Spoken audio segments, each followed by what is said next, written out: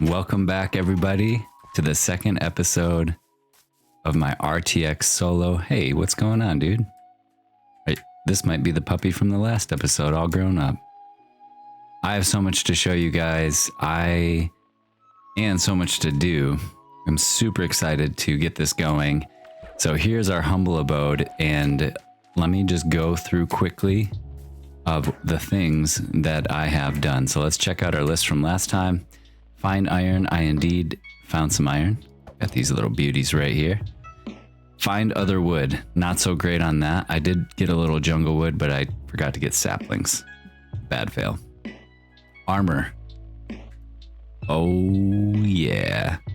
I'm decked out in iron armor, and I even have some beautiful chainmail pants and helmet. Still sporting the leather boots because, you know, actually don't have that much stuff. Anyways, this one's good. We're done. Landscaping. I believe I've done it. This is not my best work, but I did landscape pretty much this whole area. I have a double tiered little farm here, mostly for aesthetics. I'm not really trying to grind out crops from that, just to kind of give the front something. I have another little tiny farm over here. Like I said, it's just to give this place a little life. Added some bushes and shrubs and vines, cut down some trees, planted some trees. Got this amazing bamboo from the last episode, and even made a bridge. So our little island is expanded to the mainland, which is actually, I think it's actually an island. And that is where our episode today is going to take place, mostly over on this next piece of land over here. So landscaping is done. Interior of the base, I have pretty much done. It is dark. I know it's dark. Maybe I'll let some light in here with the door. That helps a little bit. So I need more lights, but here's the thing. that doesn't look that bad. I'll leave the torches. For now. I need other lighting. So hopefully in this episode, I will acquire some other lights, whether that be iron and some lanterns, or I even have a little surprise. I think I know where there's some sea lanterns we could go try to get. But here's the interior. I have some flowers and a little bamboo plant here in my kitchen. Here's where I'm storing my food. Of course, I've got my armor and tools and weapons next to my bed. Got some LED lighting around my bed. Painting with, come on, you know what's in there. If you don't have a painting hiding your goods, you're not playing Minecraft right. Of course, I have a painting hiding my secret room back here, which has my goodies. I am contractually obligated to build that and to store my goodies in there. So here's the interior. Flattened the roof, or what do you call this? I've made a ceiling. Down here in our little storage area, I have added a little bit of overgrowth, kind of give it a basement feel with all of our storage. Granite, deep slate, sand, dirt. We have a storage system and we are ready to go. I did not go too well down here, and I did not do a good job on this mine. As you can tell, it's a thing. I'm not ready for this. And if you can see, that's water down there. So all of the mines underneath our base are completely flooded. So one thing I would like to accomplish in this episode is to actually beautify and zoom in to this point right here. That's going to be our future mine. I have dug down, I've found diamonds, I did all the things, and that's a great place to mine. So that is where we're at. We're all caught up from the last episode, and now we can take down our signs and move on. So for today's episode, we are going to be building in this whole new area. You can see my house there in the background. We're going to be building in this area right here. And what we're going to be doing is hopefully building 3 quick and easy starter farms. These farms will be automated, running full scale, full tilt the whole time we're building and grinding away in this area and hopefully getting us some goodies to build with. So that's what we're going to do today. We're going to sleep and start with our list. So just to give you another perspective of where we are, if you walk down here, it is where this little bridge that connects our starter base, which looks just like a roof over here because it's inset into this hill. Here's this little bridge we built. I cleared out a bunch of trees and made this new area right here with our very first nether portal. So let's sleep and get our signs out and we can talk about what we're going to do. Today, I want to build 3 farms. Farm number 1, chicken farm. Chicken farms are easy, quick, very little actual materials to build with. You get food, feathers, and eggs, all of which I would like to use in the future. 2, wool farm. Maybe not all the colors, but as many colors as I can, just because they work so slowly, and I would like to get that cooking right away. And 3, this is not actually going to be super quick, but I need it. General mobs.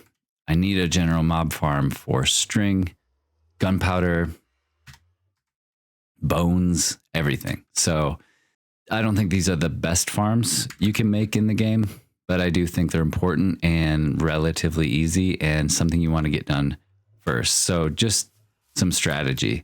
When you're first starting out a world, if you don't prioritize making farms, you are wasting efficiency. If you make farms early, if you make it a goal, like don't get the armor, don't go kill the dragon, don't do anything, but make these farms early, you're going to win because they will help you be efficient all throughout the rest of your server, world, or realm or whatever. So that's what I'm going to do. To do that, I'm going to need some materials, and I think I have everything. I don't think I need a second sign today. I tell you what, we'll put this sign down, and at the end of the episode, we will go back to it and maybe get to the things that we didn't finish. This is where the farms are going to be. I clearly don't have a great plan. I have only done terraforming and resource gathering. Let's cut really quick to see some of the resources I have. Okay, back in our home. Here's what I did off camera in between episodes. I acquired some goodies. The Heart of the Sea I got from a buried treasure and a treasure map, and that is a wild story where I don't even want to talk about what happened. It took me way too long to find it, and I died about 10 times from one drown with a trident. But I did get it. I acquired an enchantment table. I have some magma blocks for a future fish farm. A lapis to go along with that. 62 redstone dust that I hope will get us our farm needs today. Books to go to the enchantment table and some nether quartz to make some components for these farms. So is it enough? I really don't know, but we're going to try. And if I have to get more, I won't include you. You don't have to watch me grind for it. Resource gathering is a bit difficult in the beginning game. Oh, and look, I have a buddy. I need a name tag. Comment in this video what I should name this dog. He will be with me for the rest of this world. So give me a second so I can get some of these components made and get some of this layout done, and I'll pull you guys back in when I have a better idea of what I'm actually doing. I'll see you in a bit. Okay, I'm bringing you guys back in here.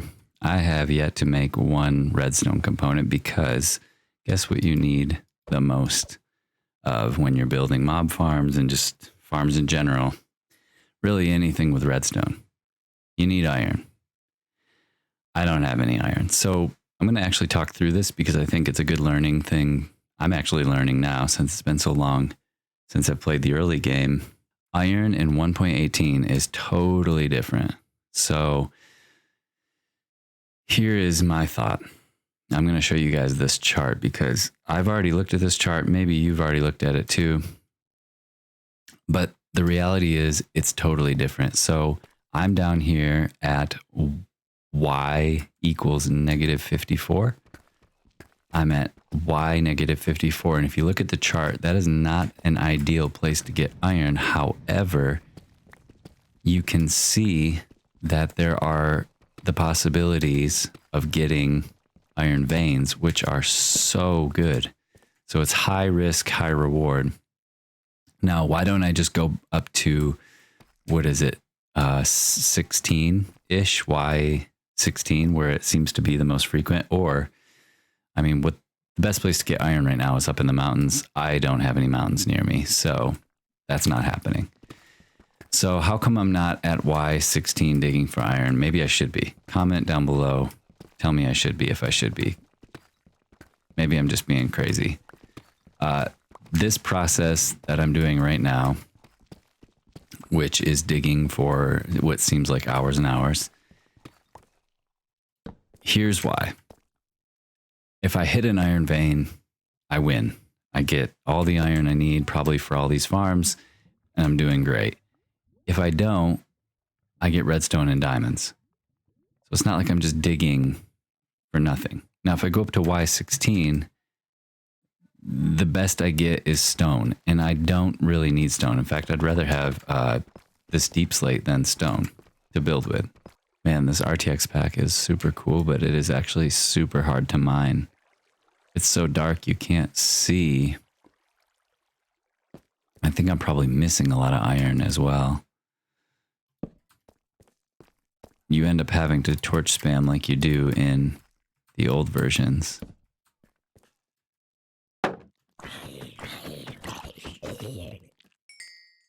Okay, coming back from the mines, I learned a lot.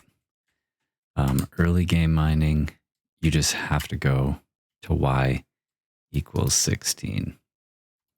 I did make out pretty well with diamonds, so we have that going for us. I think I ended up with, well, I have these 3 picks, which is nice. And let's see what I've got in here. 23 more diamonds. So I had pretty good luck with diamonds at that negative 54. But after almost an hour of mining, I did not find any iron or iron veins. So I moved up to Y equals 16 and did actually pretty well. So I think I had almost a stack of iron in no time at all, maybe 20 minutes. And here's where we're at so far with the progress in this episode. I've got our egg farm, soon to be pulling eggs out of that chest and into the chicken cooker, which will be really nice because food has been an absolute disaster. And here's where I'm at so far with the sheep. I don't think I'm going to be getting all these colors because this is just so annoying to make. But I have been waiting for some of these guys to get their wool back so I can dye them the appropriate color right here. I want to make 1 gray. It's good. And then we pop the redstone dust back on. So we have 1, 2, 3, 4, 5, 6 sheep. And they are actively getting sheared. And every time they eat, I use glass here so that the grass will all stay grass and grow back faster so they can eat quicker. So unlike building, like I mentioned in the first episode, unlike building with farms, I just pretty much take the best designs that are out there. I have no idea who designed this farm because it's been around for so long. I can't really give any credit for each of these other farms that I make. That I will give credit to where credit's due. I love building farms and I love redesigning them. I love making them a little bit better, but I'm not into the tutorials and all of that kind of stuff. So I give credit to those guys who do it. It's a ton of work, and it really does help average players like myself. So that's where we're at with the farms. I'm going to keep going, keep grinding, and see how far we can get. This little list we made over here is, oof, I don't know if I can get it done. One thing I forgot to mention, down here, I don't have room up here. After this chicken cooker comes down, this area, after I build this area up with something, it's pretty much done. So I'm going to put the general mob farm down here, which I think is going to be better in proximity to the base. So whether I'm at this base or I'm building up here, this general mob farm should be running. So here's where I'm going to do that. That is going to take some work. So what I need for that is string.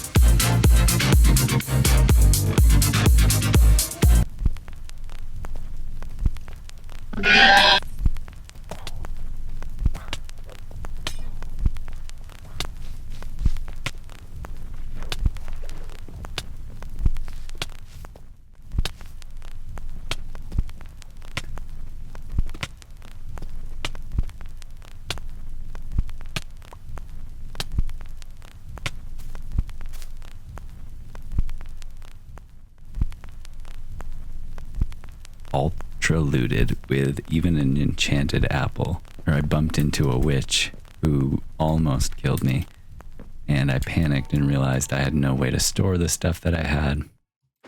I had not a lot of options, so I packed up and headed back home, and I even cut the recording because I just did not want to lose that stuff. So I wrote down the chords, and I'm going to do a little fishing here, and then I'm heading back. It was a success. A couple of close calls. Starving to death was one of the worst things. That's why I'm eating watermelon. I found some on the way back. This is the haul from not looking for this stuff. Remember, I just wanted to go get string. We have our sheep farm set up. We have our egg cooker cooking, and then still a lot left to go. But I went down there not for diamonds, lapis, copper, or iron, but I went down there for string, and I definitely found some. So here's what we got. 64 cobwebs, 64 string, and 10 string. So we're going to be able to turn this into scaffolding, which will then in turn help us make a mob farm. Things are looking up. Looks like we're going to get that full set of diamonds. So let's see, what do I need? I'll go in this order.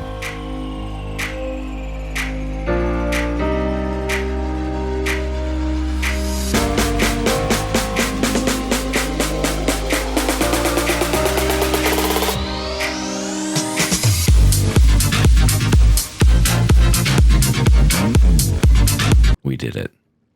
We did it. We even have a little bit of a bonus, but nothing is great to look at. I understand that. It is, this episode was business time. It was strictly business. So as you saw, the chicken cooker's working. wool farm is operational, and I even have the mob farm up and running. So this is a design by, I think, Silent Whisperer.